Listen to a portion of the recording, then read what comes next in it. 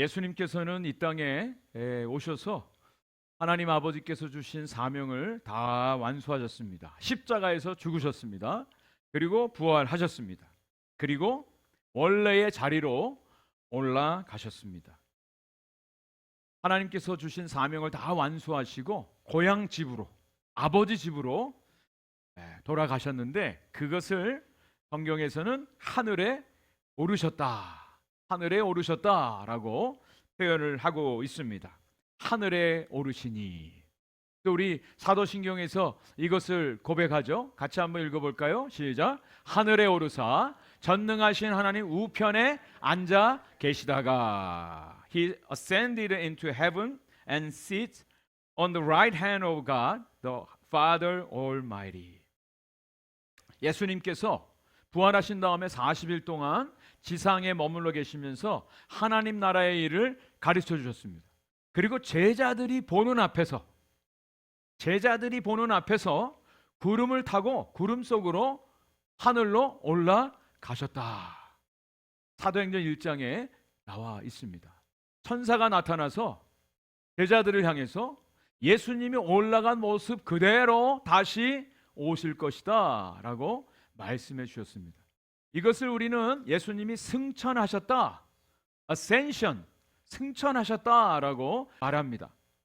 그런데 예수님이 하늘에 오르셨다라고 하는 데는 또 하나의 뜻이 있습니다. 그냥 물리적으로 예수님의 부활하신 육체가 하늘로 올라가신 것도 있지만, 예수님은 원래 가지셨던 하나님의 영광의 자리로 올라가신 것입니다. 예수님이 성육신 하기 전에 이전부터 가지셨던 하나님으로서의 그 영광과 존귀, 위엄을 가진 그 자리로 다시 올라가셨다라고 하는 겁니다. 이것을 말하는 단어가 승귀라고 하는 단어로 사용합니다. 승귀, exaltation, 승귀. 그래서 단순히 예수님은 제자들이 보는 앞에서 하늘로 구름 타고 올라가신 것뿐 아니라 영광의 자리, 원래의 자리로 올라가셨음을 성경은 우리에게 말씀해 주고 있습니다. 또 오늘 본문 말씀에도 33절에 하나님이 오른손으로 예수를 높이심에, 이런 말씀이 나와요. 이것은 하나님의 계획 속에 예수님을 다시 원래의 자리로 올리셨음을 말씀해 주고 있는 겁니다. 여기에 대해서 사도 바울이 빌립보서 2장 9절부터 11절에 이렇게 말씀하고 있습니다. 이러므로 하나님이 그를 지극히 높여 모든 이름 위에 뛰어난 이름을 주사 하늘에 있는 자들과 땅에 있는 자들과 땅 아래에 있는 자들로 모든 무릎을 예수의 이름에 꿇게 하시고 그랬어요. 앞전에 나오는 말씀이 뭐냐면 예수님은 하나님이시라 그랬어요. 그죠? 근데 하나님과 동등됨을 취할 것을 여기지 아니하시고 자기를 비워 종의 형체를 가져 가장 낮은 곳에 내려오셨다, 이런 말씀이 나와요. 그리고 죽기까지 복종하셨어요. 그것이 십자가의 죽으심입니다. 그런 다음에 하나님이 예수님을 다시 지극히 높이셨다. 그래서 주님의 이름, 높으신 이름을 주시고 모든 사람들이 예수님 앞에 무릎을 꿇게 하셨다라고 말씀하고 있어요. 근데 예수님께서 하늘에 올라가셔서 어디에 앉아 계시다고요? 하나님 우편에. 여러분 성경에 오른편, 왼편이 많이 나오는데 이 오른편 그러면 이것은 권세, 능력, 힘, 이것을 나타내는 단어입니다. 하나님의 권세, 하나님의 위엄, 하나님의 힘, 능력. 예수님께서 하늘로 올라가셔서 원래 하나님으로 가지셨던 그 힘과 권세와 능력을 다시 회복하셨다라고 하는 것입니다. 그래서 오늘 본문 35절 말씀에 보면 이런 말씀이 나와요. 같이 한번 읽어보겠습니다. 시작. 내가 내 원수로 내 발등상이 되게 하기까지 너는 내 우편에 앉아 있으라 하셨도다 하였으니. 하늘로 올라가셔서 하나님 보좌 우편에 앉아 계신데 원수가 내 발등상이 되게 하기까지 내 우편에 앉아 있으라. 하나님이 그렇게 말씀하셨다. 황제, 왕의 의자 앞에는 발을 올려놓는 이 발등상이 있어요. 발걸이가 있다는 겁니다. 근데 이것은 상징적으로 무엇을 말하냐? 고대의 전쟁에서 승리한 왕이 패배한 왕을 앞에 엎드리게 하고 발로 그 패배한 왕의 머리를 밟는 겁니다. 그것이 완전한 승리를 선언하는 거예요. 그래서 예수님께서 하나님 보좌 우편에 앉으셔서 원수가 발등상이 되게 할 때까지 오른편에 앉아 있으라. 그 얘기는 하나님의 구원이 완성되어질 때까지, 완전한 승리가 이루어질 때까지 하나님 보좌 우편에 앉아 계신다라고 하는 것입니다. 자, 그러면 우리가 예수님은 하늘에 오르사 하나님 보좌 우편에 앉아 계신다, 이것이 과연 어떤 의미고 우리에게 어떤 영향이 있는가, 우리에게 어떤 의미로 다가와야 되는가, 우리가 무엇을 고백하는 것인가, 세 가지로 말씀을 드리려고 합니다. 첫 번째, 이것은 그리스도는 우리의 대언자가 되셔서 우리를 위해 간구하신다는 거예요. 하나님을 믿는 이 백성들을 위해서 대언해 주시는 대언자가 되신다라고 하는 겁니다. 이것을 말씀해 주시는 구절이 요한일서 2장 1절 말씀입니다. 같이 한번 읽어보겠습니다. 나의 자녀들아, 내가 이것을 너희에게 쓰면 너희로 죄를 범하지 않게 하려 함이라. 만일 누가 죄를 범하여도 아버지 앞에서 우리에게 대언자가 있으니 곧 의로우신 예수 그리스도시니라. 아멘. 하나님은 빛이십니다. 빛이라고 하는 것은 죄가 전혀 없으시다는 뜻이에요. 근데 하나님은 하나님을 믿는 백성들하고 사귀기를 원하세요. 교제하기를 원하세요. 근데 문제는 하나님의 자녀인 저와 여러분들이 죄가 있습니까? 없습니까? 있어요. 죄가 없으신 빛이신 하나님과 하나님의 자녀가 교제를, 사귀기를 원하시는데 문제는 우리에게 죄가 있다는 거예요. 온전한 사귐이 있을 수 있을까요? 없을까요? 없어요. 하고 싶은데 할 수가 없어요. 빛 가운데 거할 수가 없어요. 그래서 하나님께서 하신 일이 있어요. 자, 요한일서 1장 6절 7절 말씀입니다. 만일 우리가 하나님과 사귐이 있다 하고 어둠에 행하면 거짓말을 하고 진리를 행하지 아니함이거니와 그가 빛 가운데 계신 것 같이 우리도 빛 가운데 행하면 우리가 서로 사귐이 있고 그 아들 예수의 피가 우리를 모든 죄에서 깨끗하게 하실 것이요. 하나님은 빛이에요. 죄가 없으셔. 그런데 하나님의 자녀인 우리가 하나님과 온전히 사귀기를 원하는데 문제는 우리 안에 죄가 있는 거예요. 죄가 없다라고 하는 사람들은 거짓말쟁이라고까지 말씀해요. 이 문제를 어떻게 해결해야 되는 거예요? 구원이라는 것은 죽어서 천국 가는 것만이 구원이 아니에요. 진짜 구원은요, 하나님과 온전히 사귀고 온전히 교제하고 하나님과 온전히 하나 되어서 사는 게 그게 구원이에요. 그게 영원한 생명이에요. 빛에 거한다는 것은 죄가 하나도 없어야 되는데 우리에게는 죄가 있어요. 그래서 성경은 이렇게 말합니다. 차라리 죄가 있다고 자백해라. 죄가 있다고 자백을 하면 우리를 위해서 대신 십자가에 돌아가신 예수 그리스도께서 우리를 위해서 대언해 주심으로 우리를 죄 없다고 해주신다라고 하는, 이게 예수 그리스도께서 우리를 위해서 지금 하나님 보좌 우편에서 행하시는 일이라는 겁니다. 요한일서 1장 9절 말씀입니다. 만일 우리가 우리 죄를 자백하면 그는 미쁘시고 의로우사 우리 죄를 사하시며 우리를 모든 불의에서 깨끗하게 하실 것이요. 죄 없다라고 주장하고 살아가는 사람 다 거짓말쟁이라고 그랬어요. 나는 죄인입니다. 나는 내 능력으로는 구원받을 수 없는 자입니다. 나는 죄인입니다. 그러나 나를 위해서 예수님이 십자가에서 죽으셨습니다. 그래서 나의 죄를 고백합니다. 그럴 때 예수님께서 하나님 보좌 우편에서 하나님을 향해서 하나님 아버지, 저들을 위해서 내가 십자가에서 죽었습니다. 저 죄인을 위해서 내가 피를 흘렸습니다. 제 손에 있는 이 못자국이 바로 저들을 위해서 흘린 나의 이 피의 흔적입니다. 예수님께서 그렇게 하나님 아버지 우편에서 중보하시고 변호해 주시고 대언해 주신다. 우리에게 하나님 보좌 우편에 예수 그리스도가 계시다라고 하는 사실이 얼마나 큰 위로가 되는지. 지금도 우리는 범죄하지 않습니까? 우리는 지금도 죄 가운데 죄 아래 살지 않아요? 죄 없는 사람이 없잖아요. 그런데 우리 주님께서 우리를 위해서 지금도 하나님 보좌 우편에서 너를 위해서 제가 십자가에서 죽었어요. 아버지, 너를 용서해 주옵소서. 누구를 보고? 예수님을 보고. 주님께서 그 사역을 하신다고 말씀하고 있어요. 이것을 정확하게 말씀해 주신 구절이 로마서 8장 33절 34절 말씀입니다. 같이 한번 읽겠습니다. 시작. 누가 능히 하나님께서 택하신 자들을 고발하리요? 의롭다 하신 이는 하나님이시니 누가 정죄하리요? 죽으실 뿐 아니라 다시 살아나신 이는 그리스도 예수시니 그는 하나님 우편에 계신 자요 우리를 위하여 간구하시는 자신이라.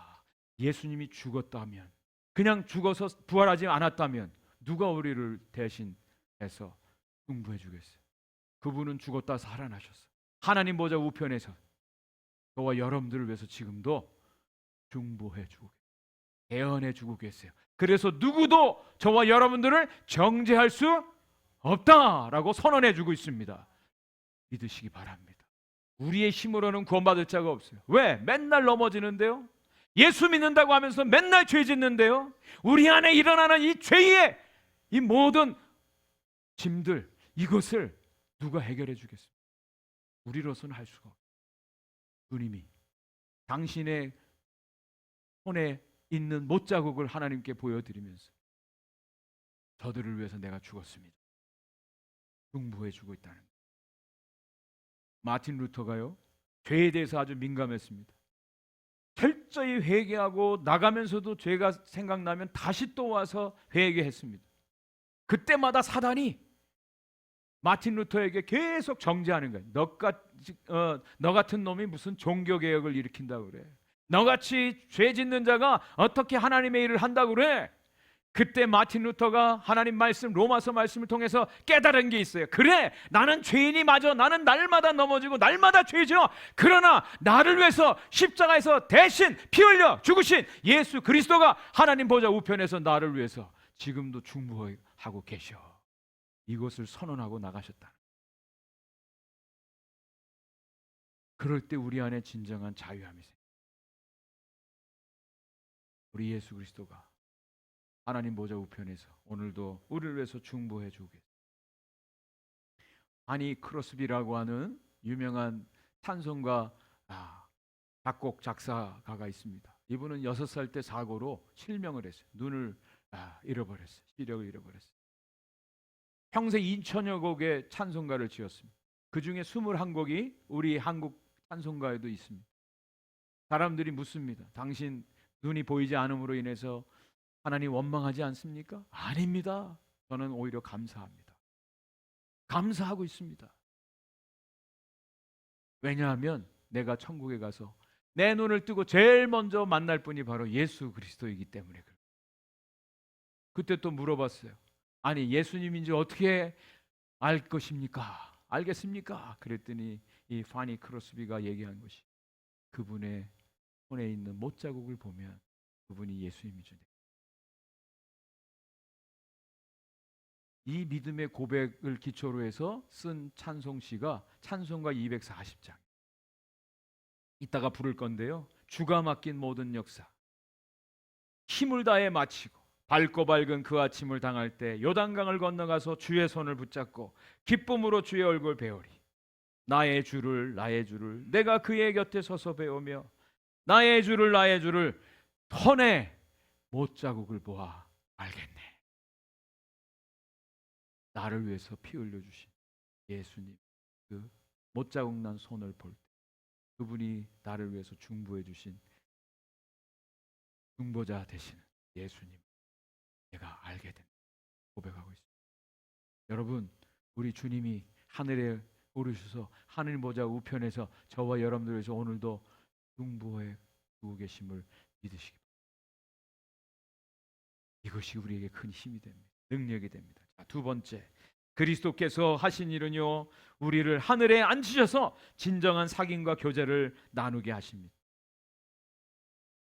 그리스도께서 하늘에 올라서 성도들을 동일하게 하늘에 앉히신다 그랬어요. 우리는 지금 땅에 사는데 무슨 우리가 하늘에 앉아 있습니까?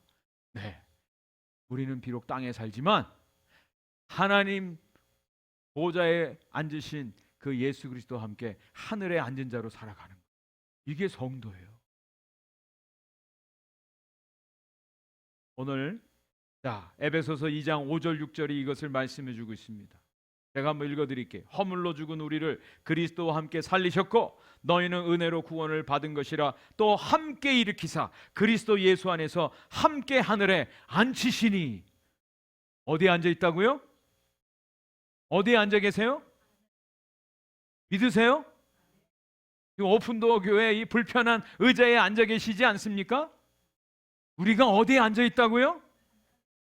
믿으세요? 하늘에 앉혀 있대요. 하늘에 앉혀. 이게 무슨 뜻인가? 우리가 벌써 죽었나? 아니에요. 우리는 비록 이 땅에 살지만 이미 하늘에 앉아서 살아가는 하나님 나라의 백성이라고 하는 것입니다.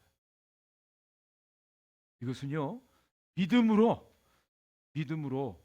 우리 주님께서 우리에게 말씀해 주시고 약속해 주신 보증이요 보장입니다.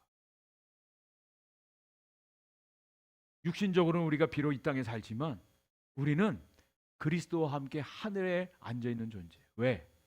지난주에도 말씀드렸습니다. 예수님은 이 교회의 머리가 되신다 그랬어요. 우리는 그리스도의 몸이라 그랬습니다.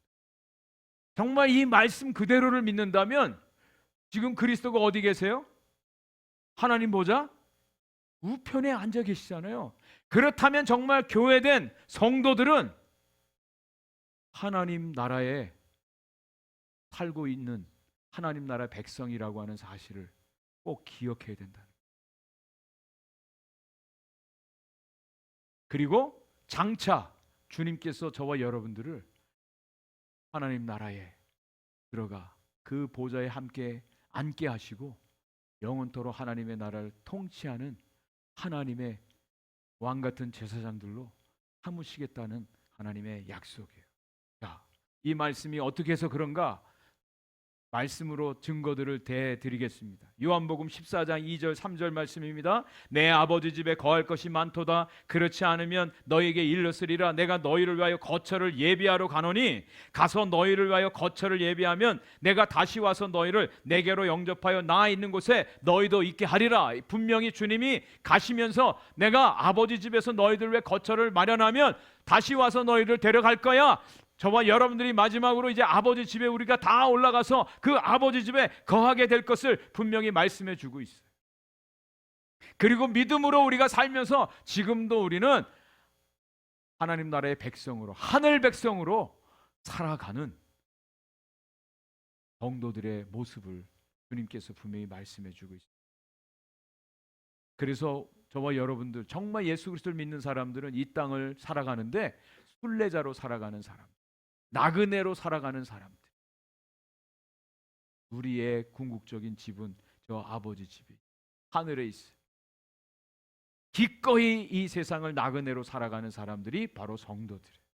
그래서 이 사실을 믿는 사람들에게 골로새서 3장 1절부터 3절은 이렇게 도전해 주고 있습니다.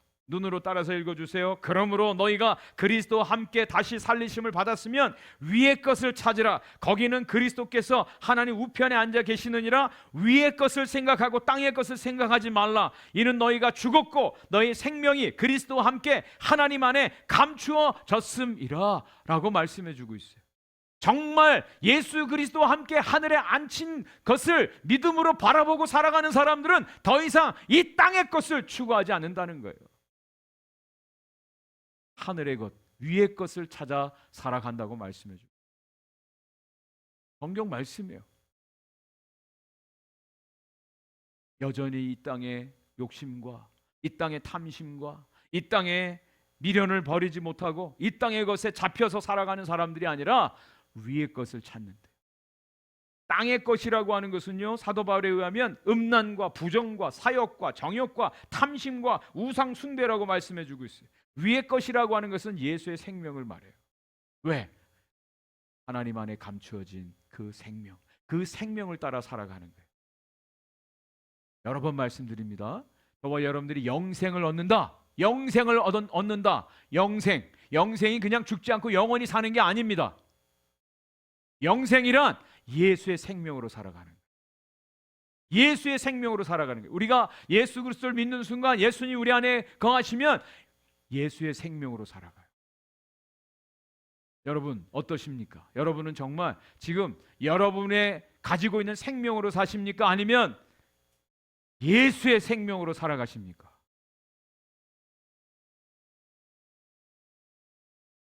질적으로 같을 것 같습니까? 틀릴 것 같습니다.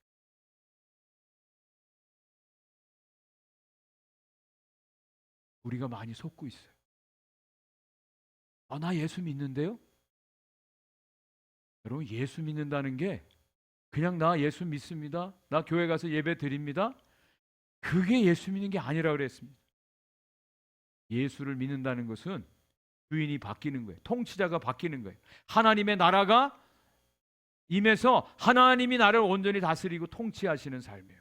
예수의 생명으로 살아가는 겁니다. 예수의 생명으로 살아가는 사람들은요, 위의 것을 찾게 돼 있어요.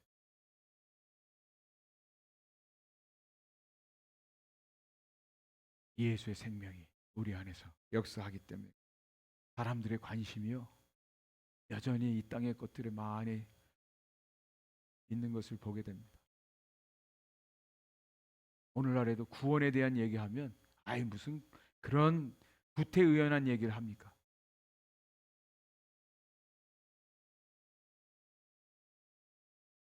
이 세상에 대한 관심들이 너무 많습니다. 너무 많아요. 그런데 정말 주님의 생명으로 살아가는 사람들은 하나님의 것을 향해서 모든 것을 그것에 목적을 두고 살아갑니다. 저희들이 인도네시아 갈 때 인도네시아 가서 살려고 두꺼운 털 외투나 잠바나 이런 거 준비해서 갔겠습니까? 우리가 분명히 인도네시아에 가서 이제 살게 돼요? 그러면 거기서는 필요치 않은 것들은 아마 다 버리고 가는. 여러분, 그냥 우리가 천국을 소망하고 우리 다 천국 가요. 여러분, 이게 막연한 그냥 이야기가 아닙니다. 이건 현실이고요, 구체적으로 우리 가운데 다가오는 겁니다. 하나님 나라를 위해서 살아가는 거예요. 하나님 나라를 위해서 준비하며 살아가는 거예요. 위의 것을 찾으며 살아가는 거예요. 왜? 우리는 주님과 함께 그 나라에서 영원토록 살게 되어 있기 때문에. 자, 마지막 세 번째로, 이 그리스도께서 하시는 일은요, 하나님 보좌 우편에서 완전한 승리를 얻기까지 성령을 통해서 능력과 은사를 우리에게 주십니다. 성령을 통해서 능력과 은사를 우리에게 주십니다. 예수님은 하나님 보좌 우편에 앉아 계신다 그랬습니다. 이것은 하나님의 능력, 권세, 힘을 말해요. 주님이 통치자로 마지막 승리 때까지 이제 다스리십니다. 그분은 가장 낮아지셨다가 가장 높은 곳에서 지금 통치하고 다스리시는 거예요. 그래서 오늘 본문 말씀 36절에 이렇게 말하고 있습니다. 그런즉 이스라엘 온 집은 확신히 알지니 너희가 십자가에 못 박은 이 예수를 하나님이 주와 그리스도가 되게 하셨느니라. 주와 그리스도가 되게 하셨대요. 왕으로, 제사장으로 예수 그리스도께서 다스리시는 하나님의 나라가 이미 이루어졌어요. 근데 이 땅은요, 대적이 마지막으로 발악을 하고 있어요. 주님 다시 오는 그날까지 대적들이 계속해서 발악하고 대적합니다. 우리를 도전합니다. 공격합니다. 그래서 예수님께서 우리에게 주신 분이 있어요. 그분이 바로 보혜사 성령님. 보혜사 성령님을 우리에게 보내어 주셨어요. 요한복음 16장 7절 말씀입니다. 그러나 내가 너희에게 실상을 말하노니 내가 떠나가는 것이 너희에게 유익이라. 내가 떠나가지 아니하면 보혜사가 너희에게로 오시지 아니할 것이요 가면 내가 그를 너희에게 보내리니 그랬어요. 예수님이 하늘로 올라가셔야만 유익이 된대요. 왜? 그분이 올라가셔서 보혜사 성령님을 보내주시기 때문에. 보혜사 성령님이 우리와 함께 하셔서 예수 그리스도를 알게 하시고 예수 그리스도와 함께 하시는 그 은혜를 날마다 경험하게 하시는데, 보혜사가 우리에게 행하시는 놀라운 일이 있습니다. 그것이 고린도후서 1장 22절에 약속되었습니다. 같이 한번 읽어보겠습니다.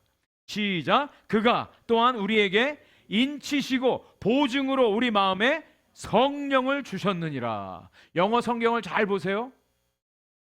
성령을 보내주셨는데 뭘로요? As a deposit, 또 guaranteeing. 성령을 우리에게 보내주셨어요. deposit. 그리고 우리에게 guarantee 해주신 거예요. 우리와 함께 하시고 마지막 구원이 완성되어지고 그분과 함께 영원토록 하나님 나라에서 다스릴 그 영광 가운데 거하는 주님의 약속을 이루기 위해서 보증으로 성령님을 우리에게 보내어 주셨어요. 그 성령님께서 우리에게 주신 것이 두 가지예요. 첫 번째는 능력을 주셨어요. 능력. 이 능력을 주셔서 예수 그리스도를 믿게 하시고 예수 그리스도를 증거하게 하셨습니다. 여러분 잘 아시는 말씀, 사도행전 1장 8절에 너희에게 성령이 임하시면 너희가 권능을 받고 예루살렘과 온 유대와 사마리아 땅끝까지 이르러 내 증인이 되리라 라고 말씀해 주고요. 증인이 되라가 아니라 성령이 임하면 우리는 가만히 있을 수가 없어요. 예수를 전할 수밖에 없어요. 예수 그리스도를 사람들에게 자랑합니다. 자랑해. 그냥 되는 것이 아니에요. 능력으로 됩니다. 오늘 아침에도 선교 기도방에서 말레이시아에서 사역하시는 선교사님을 위해서 기도했습니다. 그분은 백화점이나 바닷가나 오픈 장소에서 예수님을 전하는 거예요. 여러분 말레이시아는 종교 경찰이 있습니다. 복음 전하다가 잡히면 감옥에 가야 돼요. 그걸 알면서도 이분은 예수님을 전해요. 지난 5월달, 6월달 2달 동안 300여 명에게 이 복음을 전했다. 얼마 전에 그분을 만났습니다. 맨정신으로 안 돼요. 본인도 두렵대요. 그래도 하나님께서 그걸 하게 하신대요. 담대함을 주신대요. 그것을 위해서 하루에도 몇 시간씩 기도하고 그리고 하나님 말씀을 암송하고 자기도 주체할 수 없이 성령께서 그를 나가서 복음을 전하게 하신다는 거예요. 성령이 저와 여러분들에게 능력을 주시는 분인 줄 분명히 믿습니다. 그리고 이 성령을 통해서 복음을 증거하는데요, 돌에 맞아 죽는 스데반 가운데도 이 주님께서 함께 하시는 그 모습을 보여주셨어요. 사도행전 7장 55절 말씀입니다. 스데반이 성령 충만하여 하늘을 우러러 주목하여 하나님의 영광과 및 예수께서 하나님 우편에 서신 것을 보고 말하되 보라 하늘이 열리고 인자가 하나님 우편에 서신 것을 보노라. 성령이 충만해서 지금 돌이 날아와서 돌에 맞아 피를 철철 흘리면서도 스데반이 바라보는 것은 하나님 보좌 우편에 앉아 계시지 아니하고 서서 그를 격려하시고 그에게 응원해 주시는 예수 그리스도를 바라보고 하나님의 능력이 그에게 임한 것입니다. 그리고 이 성령님이 또 우리에게 주시는 게 있어요. 은사를 주세요. 은사들. 각가지 은사들을 주셔서 교회를 섬기게 하시고 은사들을 통해서 여러분 복음을 전하게 하시고 성령을 보내주신 분이 바로 예수 그리스도예요. 자, 오늘 말씀의 결론입니다. 그래서 저와 여러분들이 오늘도 바라봐야 될 분이 계세요. 똑똑히 바라보고 의지하고 그분을 자랑해야 될 분이 있습니다. 히브리서 12장 2절 말씀 같이 한번 큰 소리를 읽겠습니다. 시작. 믿음의 주여 또 온전케 하시는 이인 예수를 바라보자. 그는 그 앞에 있는 기쁨을 위하여 십자가를 참으사 부끄러움을 개의치 아니하시더니 하나님 보좌 우편에 앉으셨느니라. 아멘. 믿음의 주여, 믿음의 시작을 말합니다. 우리의 모든 믿음의 시작이요 믿음의 근거가 되시는 예수님을 바라보래요. 예수님을 바라보래요. 그분이 저와 여러분들의 구원을 이루셨어요. 근데 그분이 지금 어디 계시다고요? 하나님 보좌 우편에 계시다. 우리를 위해서 대신 간구해 주시고 우리에게 보혜사 성령님을 주시고 우리를 통해서 하나님 나라에 앉게 하시는 그 하나님의 놀라운 은혜를 주님이 오늘도 행하십니다. 1968년 멕시코 올림픽에 출전했던 탄자니아의 마라톤 선수입니다. 존 스티븐 아쿠아리라고 하는 선수. 이 선수가 마라톤 경주에 출전했어요. 마라톤 경주가 2시간 다 선수들이 다 골이 냈어요. 관중들도 다 흩어지고 이제 정리하는 사람들만 남았어요. 4시간 만에 이 선수가 다리에 붕대를 감고 쩔뚝거리면서 올림픽 경기장에 들어왔어요. 그리고 결승선을 통과했어요. 4시간이 훌쩍 넘었어요. 아니, 당신 왜 포기하지 않고 이 어렵게 여기까지 뛰어왔습니까? 그랬을 때 이 아쿠아리 선수가 그런 얘기를 합니다. 수천 킬로 떨어진 내 조국 탄자니아가 나를 이곳에 보낸 것은 마라톤 경주를 시작하라고 보낸 게 아니라 완주하라고 보냈습니다. 이 선수는 외로이 마라톤 경주를 하지만 그를 보낸 조국의 그 사람들을 생각해, 응원해주는 그 사람들을 생각해. 저와 여러분들을 지금 이 땅에 보내시고 구원하시고 하나님 보좌 우편에서 지금도 저와 여러분들을 위해서 대언하시고 응원해 주시고 기도해 주시는 우리 주님이 계세요. 그리고 믿음의 선진들이 있어요. 믿음의 선배들이 있어요. 우리를 격려해 주고 있어요. 끝까지 이 믿음의 경주를 달려가라고. 하늘에 오르셔서 지금도 저와 여러분들 위해서 일하시는 그 주님을 바라보시면서 이번 한 주간도 믿음의 경주를 힘차게 달려가는 우리 모든 성도님들 되시기를 주의 이름으로 축복합니다.